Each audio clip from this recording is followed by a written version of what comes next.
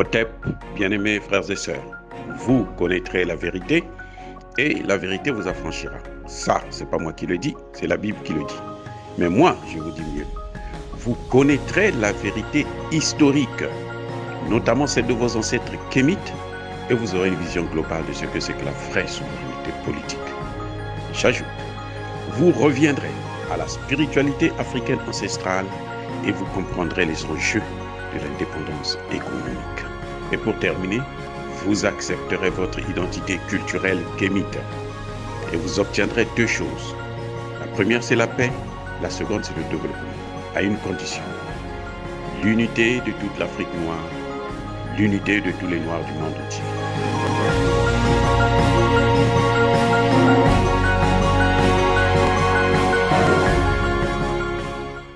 Otep à tous, bienvenue sur la chaîne des panafricanistes par essence, par conviction et par excellence.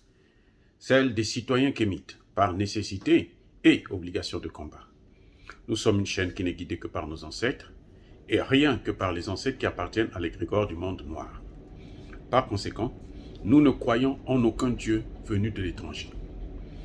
Toutefois, cette vidéo n'est aucunement destinée à inciter à la haine ou à la violence.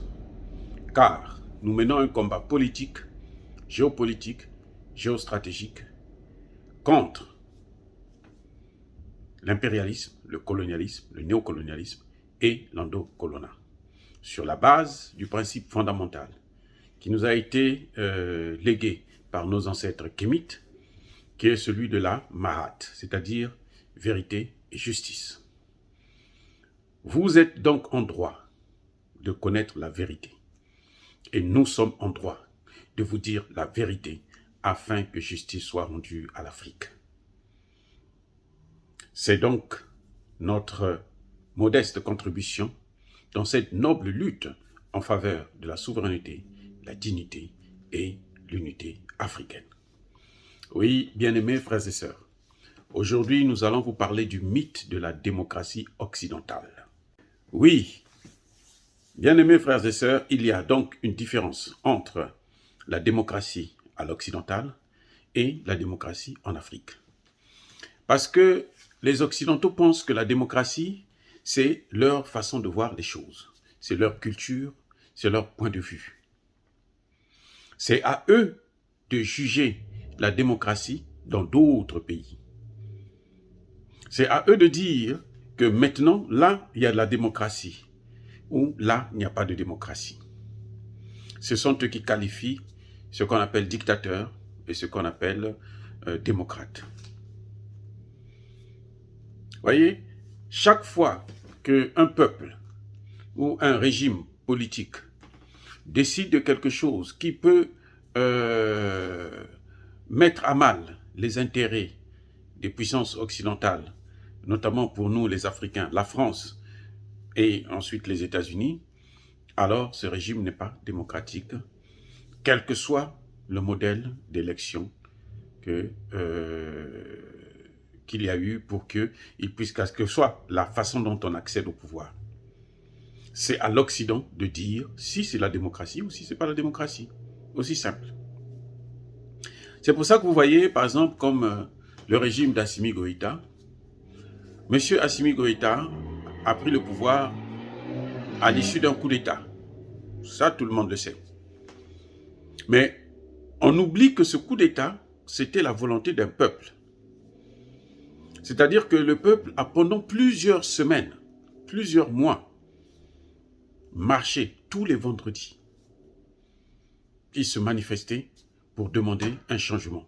Parce que le gouvernement qui était en place, élu démocratiquement bien sûr, par ce même peuple, mais vomi par lui, ne faisait plus ce que le peuple attendait de ce gouvernement. On était donc au bord de la guerre civile. C'est là que Assimi Goïta et ce qu'on appelle les lieutenants de Bamako vont donc décider de prendre leurs responsabilités, de répondre à l'aspiration de la population. Donc ils ont fait exactement ce que la population voulait, parce que la population ne voulait plus de ce gouvernement. Et si on continue comme ça, le pays est en guerre, et après on rentre aussi au bord d'une guerre civile, ce serait 2 guerres dans un même pays. Et ce serait la catastrophe. Ce serait difficile de ramener les choses à la normale. Parce qu'on ne peut pas se battre avec tout le monde comme ça. Donc là, il a fallu que les colonels de Bamako puissent prendre le pouvoir. Ils ont pris le pouvoir. Donc, ils ont fait exactement ce que voulait le peuple. Est-ce que ça, c'est une démocratie ou c'est pas une démocratie? Est-ce que la démocratie, c'est lorsqu'il y a élection? C'est ça. Parce que, politiquement parlant, on sait que la souveraineté appartient à un peuple. En fait, la souveraineté, la démocratie, c'est la volonté d'un peuple. C'est le pouvoir d'un peuple. Et c'est ça, justement, la vraie démocratie. Mais, auprès des Occidentaux, ce n'est pas la démocratie. Parce que Assimi Goïta n'est pas passé aux élections, n'a pas été élu. Or, on voit très bien que ce n'est pas parce qu'on est élu qu'on est réellement démocrate. On est démocrate lorsque la population qui vous a élu ou qui vous a soutenu, le cas du Mali, est satisfait de la manière dont vous gérez le pays. C'est ça la vraie démocratie en fait. La démocratie, ce n'est pas parce que vous avez été élu, et puis bon, vous mettez tout l'argent dans vos poches, vous remplissez les poches, vous partez déposer l'argent dans des paradis fiscaux ici et là, qu'on va dire que vous êtes en démocratie. Non. Si c'est ça la démocratie, alors on ne sait plus ce que c'est que la démocratie. Il faut changer de définition du concept même de démocratie. Voyez-vous? La démocratie, ce n'est pas parce que ce gouvernement ne veut pas vous donner un marché, ce gouvernement ne veut pas négocier avec vous, qu'il n'est pas un gouvernement démocrate. Parce que ce gouvernement veut diversifier ses partenaires, donc il n'est pas démocrate. Parce qu'on n'arrive pas à tuer le président, les leaders de ce mouvement, de ce régime, donc ce n'est pas un régime démocratique. Non, il y a un problème. Il y a un problème. Nous, Africains, nous devons comprendre que la démocratie, c'est la volonté d'un peuple, pas la volonté de l'Occident. La démocratie, ce n'est pas quand Emmanuel Macron demande à la CEDEAO de prendre des sanctions qui sont illégales et illégitimes, et inhumaines d'ailleurs, contre un gouvernement de la sous-région. Et ça, eux, ils appellent ça démocratie. Non, ça, c'est pas la démocratie. J'ai toujours dit que le malheur de la France, c'est de nous avoir amenés dans ces écoles et d'avoir étudié les concepts, les mêmes concepts que eux, ils brandissent ici et là pour salir ou pour soutenir même des gens qui ne sont pas, qui ne le méritent pas. La démocratie, ce n'est pas lorsque on change une constitution pour obtenir un 3e mandat. Non. Ça, c'est justement un coup d'État institutionnel. Parce qu'il y a 2 types de coups d'État. Il y a le coup d'État institutionnel et le coup d'État militaire. Il y en a plusieurs d'ailleurs. Économiques et autres. Mais parlons de ces deux-là. Donc, quand Assimi Goïta est arrivé au pouvoir à l'issue d'un coup d'État, mais Alassane Ouattara aussi est donc arrivé au pouvoir à l'issue d'un coup d'État. Parce qu'il a violé la Constitution. Il a modifié la Constitution. Il a taillé la Constitution à sa mesure. Voyez, les Occidentaux doivent arrêter de donner des leçons quand eux-mêmes, ils ne sont pas capables de respecter ces leçons.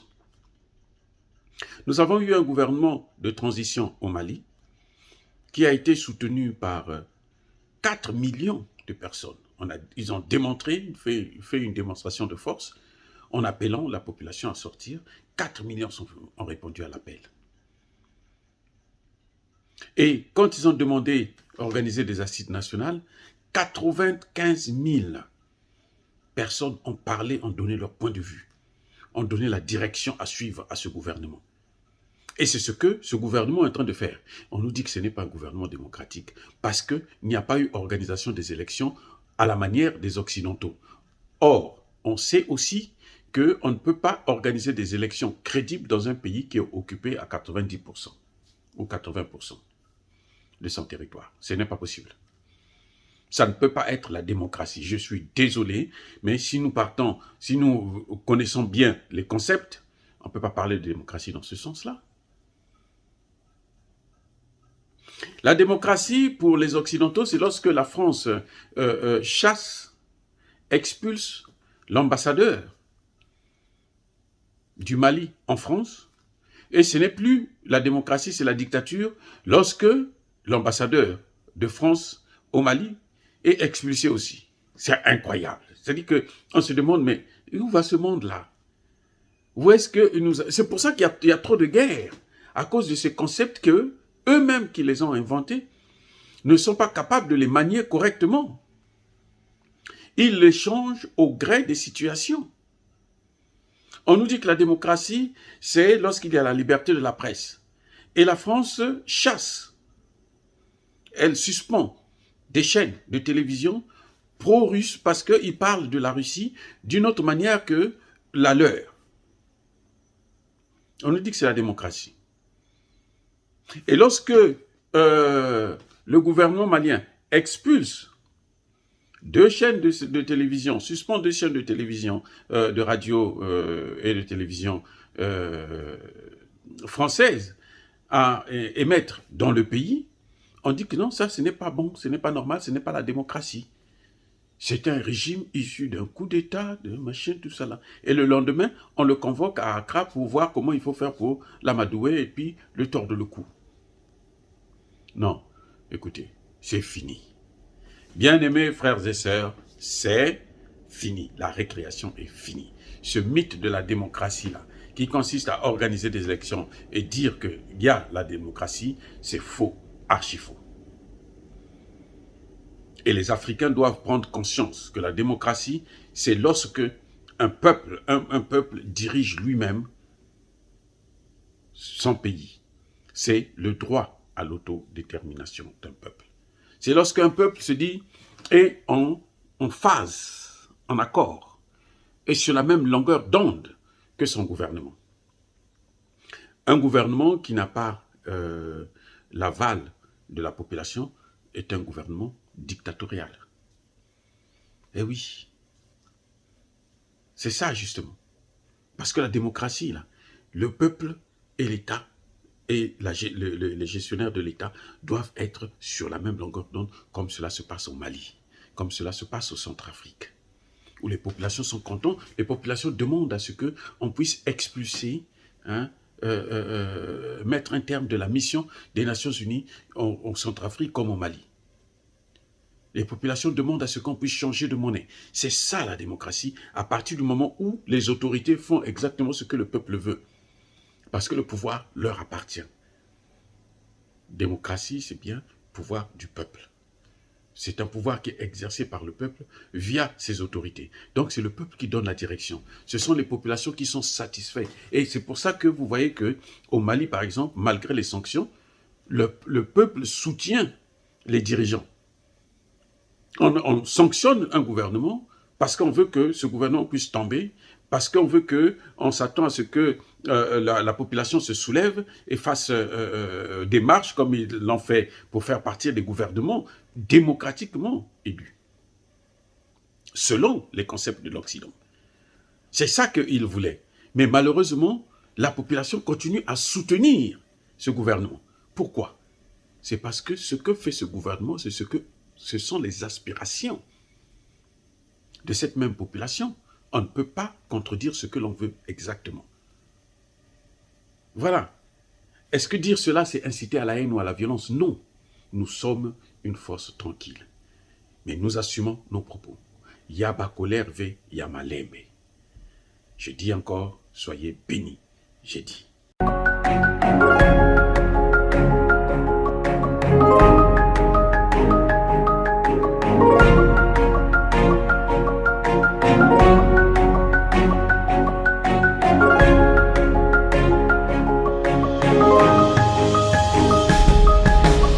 Eux, ils marchent par la foi et non par la vue. Mais moi, je vous conseille vivement de marcher par la connaissance scientifique et historique, notamment celle de nos ancêtres kémites, par les 5 sens et par l'intelligence. Otep, vive l'Afrique éternelle et que Dieu vous bénisse. Abou Apia.